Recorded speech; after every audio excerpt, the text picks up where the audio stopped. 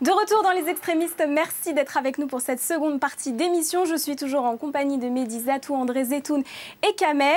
Alors comme toutes les semaines, on va s'intéresser maintenant au reste de l'actualité des sports action. Que s'est-il passé sur la planète extrême cette semaine? La réponse en images.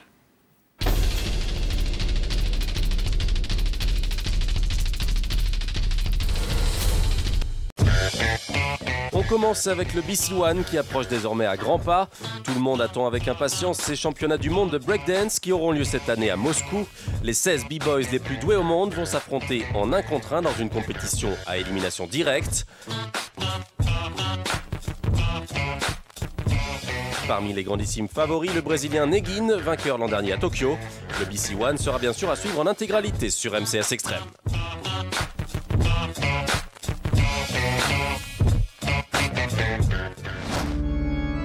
Le Flying Back European Tour a débuté dans un cadre grandiose, celui de la salle de concert de la Royal Danish Academy of Music à Copenhague. Le concept de ce Flying Back Tour est simple, danser le hip-hop sur du Jean-Sébastien Bach. J'avais vu un petit spectacle des Flying Steps et j'ai tout de suite su que je voulais faire quelque chose avec eux. J'ai assez vite pensé à la musique de Bach. Il n'y a pas une si grande différence entre la musique classique et la musique populaire. Tout ça, c'est de la musique.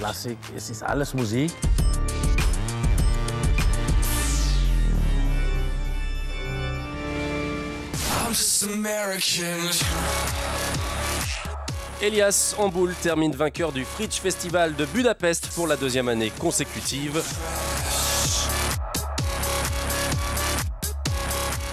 Le rider suisse l'emporte notamment grâce à un switch double cork 10 et un double cork 1440. L'événement, qui a eu lieu du 10 au 12 novembre dernier, rassemblait quelques-uns des tout meilleurs riders de la planète qui ont envoyé du très lourd devant le public hongrois. L'Américain Adam Harrington remporte le contest de wakeboard le plus haut du monde. L'événement avait lieu en Argentine à 3500 mètres d'altitude dans la région des Salinas Grandes.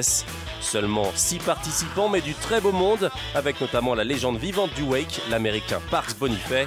Les riders ont dû gérer des conditions de ride très spéciales. Ils étaient traînés exceptionnellement par des 4x4 et ont dû s'habituer à la fois à l'altitude et à ce plan d'eau résolument minuscule.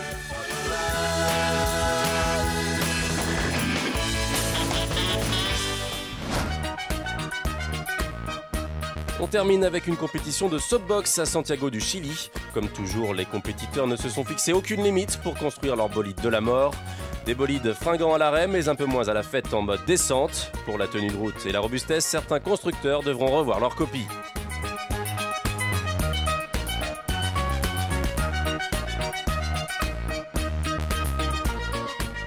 La victoire finale revient à la caisse à savon numéro 32, une vache les 4 fers en l'air qui a fait très forte impression sur le jury. Voilà pour le reste de l'actu et je vous propose tout de suite de passer à notre séquence découverte.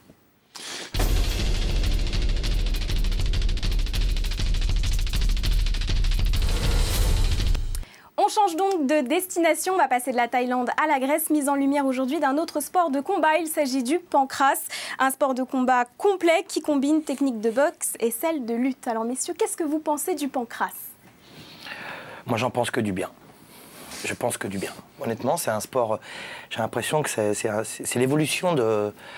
C'est l'évolution des sports pieds-points. On arrive à un sport extrême où on peut s'exprimer et debout et au sol. Je trouve ça super bien. En fait, on revient à la base de notre histoire, à l'histoire de l'humanité. C'est-à-dire les gens, ils se battaient et debout et au sol. Je trouve ça super bien, moi. Alors toi, Mehdi, tu disais que tu n'étais pas très à l'aise au sol. Moi, j'en fais pas. Hein. Non, voilà, moi, je suis un boxeur. Il faut aimer. Moi, je trouve ça un peu lassant quand les deux adversaires se retrouvent au sol.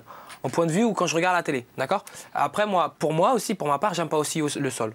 Voilà, c'est vrai que quand on regarde un match, on a l'impression que ça y est, ils cherchent juste à aller au sol et qu'il n'y a pas vraiment de combat debout, hein, finalement. Ouais, c'est comme la boxe thaï, pour quelqu'un qui sait bien manipuler les coups de coude, il va chercher que ça, parce qu'il sait qu'il va rompre le combat plus rapidement. Quelqu'un qui fait du pancrace, du MMA, il va aller directement au sol pour faire une clé.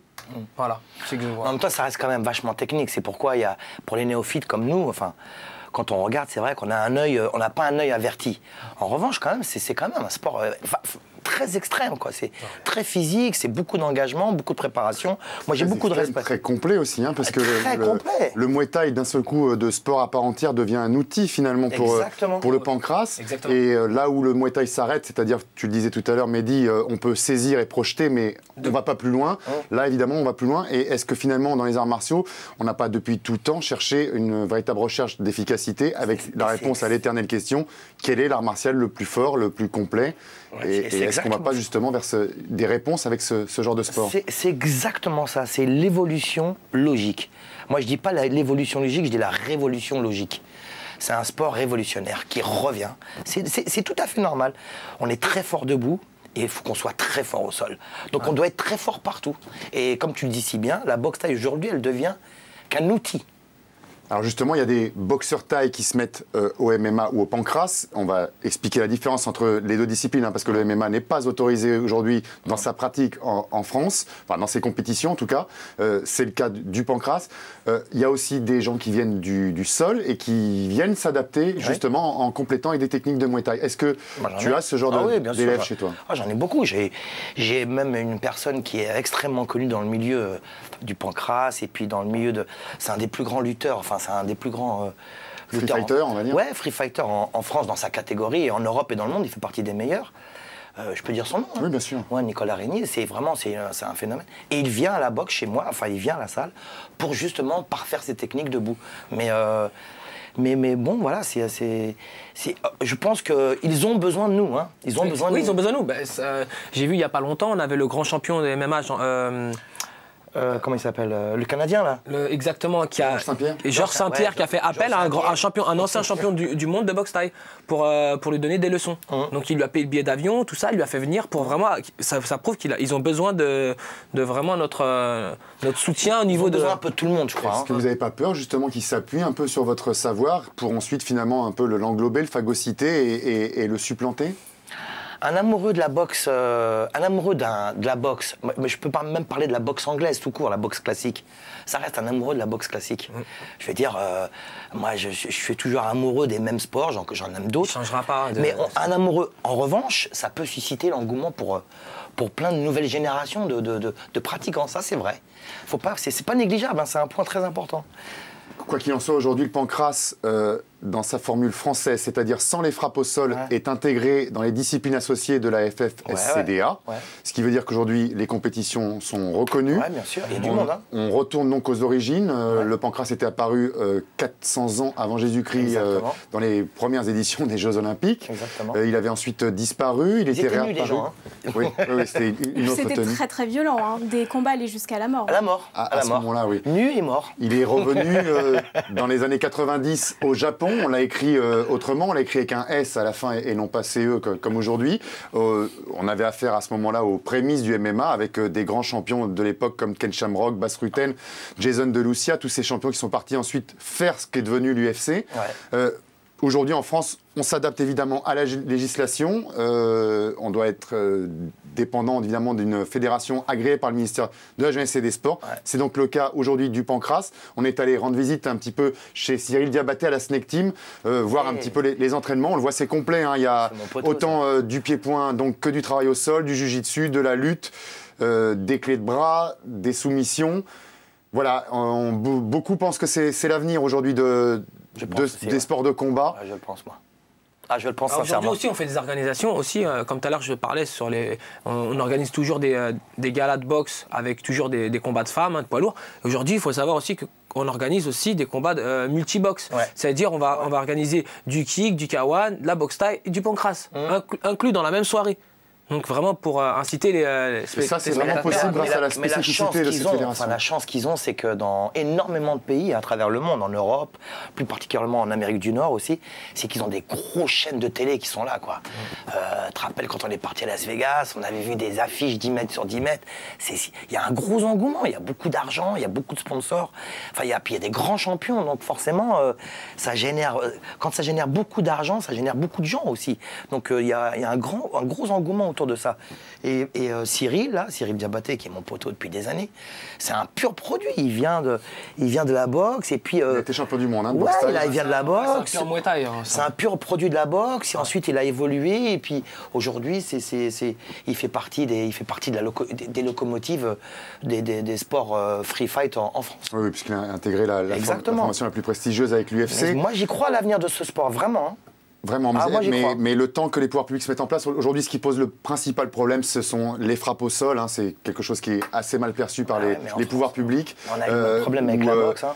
Évidemment, on met en avant la sécurité des combattants, ce qui ne peut pas être reproché, évidemment. Reste à prouver, évidemment, que la sécurité est mise en jeu. Après, faut pas oublier, faut pas comparer la France et les États-Unis, on est loin. Ils arriveront à plus accepter des choses que la France ne l'acceptera pas. Ouais, mais on a connu ça. Moi, je me rappelle quand j'étais beaucoup plus jeune, j'ai connu ça avec la boxe thaïlandaise. On n'avait pas le droit d'appeler le Muay Thai, on n'avait pas le droit de mettre des coups de genoux, on n'avait pas le droit parce qu'il y avait les pouvoirs. Ouais, ça n'existait pas. Problème, ça n'existait même pas. Ouais. Donc ça a été les pouvoirs publics, le ministère de la Santé, de l'Éducation, tout ça, ils avaient dit, la jeunesse et sport aussi, non, non, non. Et puis finalement, aujourd'hui, la boxe thaï s'est intégrée doucement, doucement, piano, piano, mais avec des nouvelles règles. Et le problème, c'est ce que je disais tout à l'heure, c'est que des fois, on s'éloigne un petit peu d'un art originel, tu vois. C'est ça le problème, c'est qu'on s'éloigne un petit peu. Ouais, on le modifie, on le fait à notre sauce, et finalement, les gens, il y a un côté mystique et mythique, je le répète, voilà.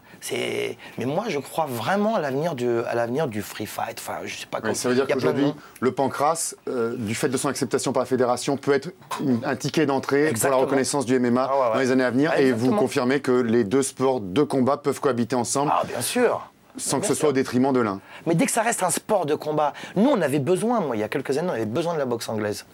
Mehdi, t'as fait de la boxe anglaise? Toujours.